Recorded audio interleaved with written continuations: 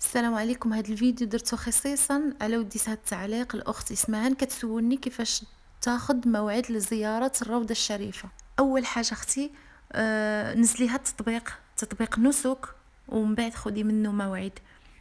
واي واحد جاي للمدينه او لمكه ينزل هذا التطبيق، لانك تاخذوا موعد منه للعمره وكتاخذوا موعد منه لزياره الروضه الشريفه. وثاني حاجه اختي، كاين الباب 32، هو قلب سولي على الباب 32 غادي يوريوه لك، وركزي على الوقت ديال من بعد العشاء ومن بعد الفجر. حتى الا ما خديتيش بحال هكا موعد، صافي كيحلوا داك الباب وتقدري انك تدخلي وتزوري النبي عليه الصلاه والسلام.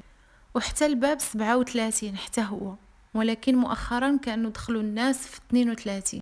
ايوا ولا كتاب ودخلتي، الله يتقبل وداي معانا. ايوا اختي غادي نقول لك كيفاش تسلمي على الرسول عليه الصلاه والسلام. السلام عليك يا رسول الله ورحمة الله وبركاته. السلام عليك يا نبي الله. السلام عليك يا محمد بن عبد الله. السلام عليك يا خاتم النبيين. أشهد أنك قد بلغت الرسالة وأقمت الصلاة وأتيت الزكاة وأمرت بالمعروف ونهيت عن المنكر وعبدت الله مخلصا حتى أتاك اليقين، فصلوات الله عليك ورحمته وعلى آل بيتك الطاهرين.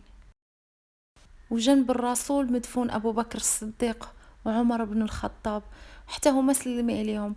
أبو بكر الصديق: السلام عليك يا أبو بكر. السلام عليك يا عمر.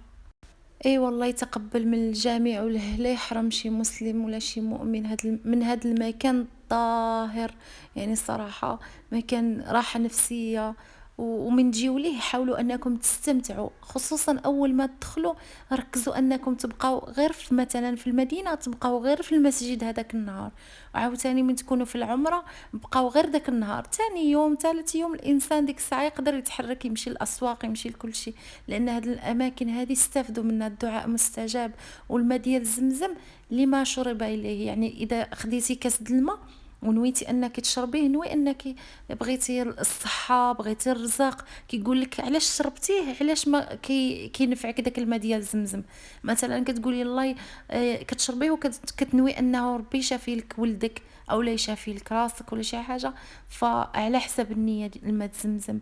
والله يتقبل منكم جميعا، وشكرا على كل متابع جا عندي جديد، ومرحبا بكم. واي اسئله اجيو عندي الانستغرام، انا كنكون دائما تما ونجاوبكم، حتى اوديوات وكل شيء، واي شروحات ولا شي حاجه ونقد انا عليها. مرحبا في اي وقت. الفيديو الجاي ان شاء الله حتى هو تطلب مني من واحد السيده، غادي نجاوب عليه شنو غادي تحتاجوا وانتم جايين تعتمروا، شنو تجيبوا معاكم زعما مثلا في الحوايج ولا الاغراض اللي غادي تحتاجوها. وغادي نقول لكم حتى كيفاش تعتمروا ان شاء الله، داكشي اللي قدرني عليه الله، وكيفاش يعني ضروري تنويو في الميقات، وشنو تقولوا في الميقات من توصلوا للميقات ان شاء الله الفيديو الجاي. وكان هذا هو الفيديو ديال اليوم، كنتمنى انني قدرت نجاوب على كاع الاسئله. شكرا ومع السلامه.